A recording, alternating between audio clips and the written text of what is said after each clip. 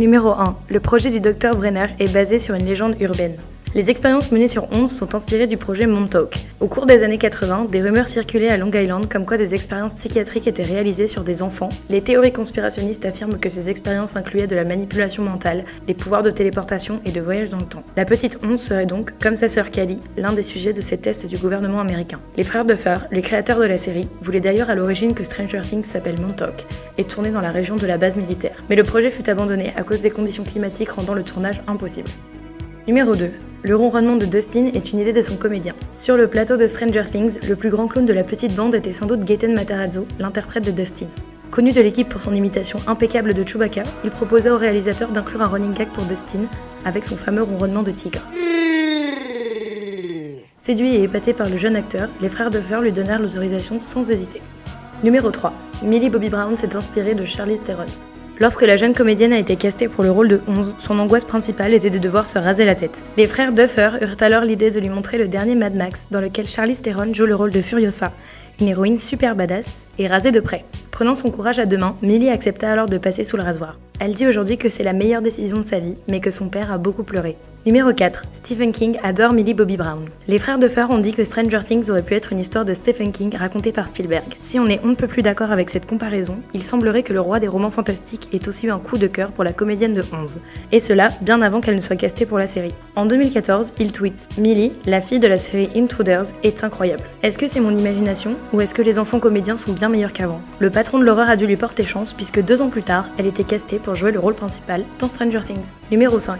Le chapeau de Hopper est un hommage à Spielberg. David Harbour, l'interprète du shérif Jim Hopper, a tenu à ce que son personnage porte un chapeau comme celui d'Indiana Jones afin de rendre hommage à la saga et à son réalisateur. Les frères Duffer ont tout de suite acquiescé, et en voyant le style inimitable du personnage, on pense qu'ils ne regrettent absolument pas cette décision.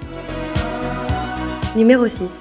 Steve ne devait être, et je cite, qu'un gigantesque connard. Dans le scénario original, le personnage de Steve n'était là que pour servir de contre-pied à celui de Jonathan et lui offrir un rival face à Nancy. C'était sans compter sur la prestation de Joe Keery, son interprète, de qui les réalisateurs, tout comme les spectateurs, sont tombés sous le charme. Le comédien était tellement gentil et drôle que les frères Duffer ont altéré le scénario et ont fini par l'inclure dans la saison 2 comme un personnage complètement repenti et positif. Honnêtement, on n'imagine même pas le dernier épisode sans les conseils de Steve à Dustin pour son bal de promo. What? Come on. What? You look great, okay? You look great. Numéro 7. Le Demogorgon est un animatronique. La créature du monde à l'envers qui peuple à présent les cauchemars de pas mal d'ados était vraiment présente sur le tournage, puisqu'il s'agit d'un animatronique, une création mi-costume, mi-robot, contrôlée de l'intérieur. Il est inspiré de monstres du cinéma, comme ceux du labyrinthe de Pan et ceux d'Alien. La présence du monstre a d'ailleurs beaucoup effrayé les plus petits, comme les comédiennes de Holly Wheeler, la sœur de Mike. La production a dû les convaincre qu'il s'agissait d'un monstre gentil sorti du film Monstres et compagnie pour les calmer. Numéro 8. Bob devait mourir bien plus tôt. Le personnage qui a le plus marqué nos esprits par sa gentillesse et son courage dans la saison 2 est indéniablement Bob. Il devait décéder au milieu de la saison, tué par Will.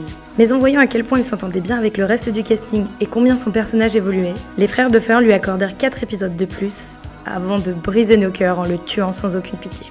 Numéro 9. Gaten Matarazzo a mué un peu trop tôt. L'interprète de Dustin avait encore sa voix d'enfant durant la saison 1, mais au fur et à mesure qu'il grandissait, sa voix avait tellement changé que la production ne put même pas réenregistrer certains passages qui nécessitaient de la post-synchronisation. Une sacrée épine dans le pied qui ne fut heureusement plus un problème pour la saison 2, Gaten ayant définitivement mué. Numéro 10. Dustin et Lucas ont été sur les planches de Broadway.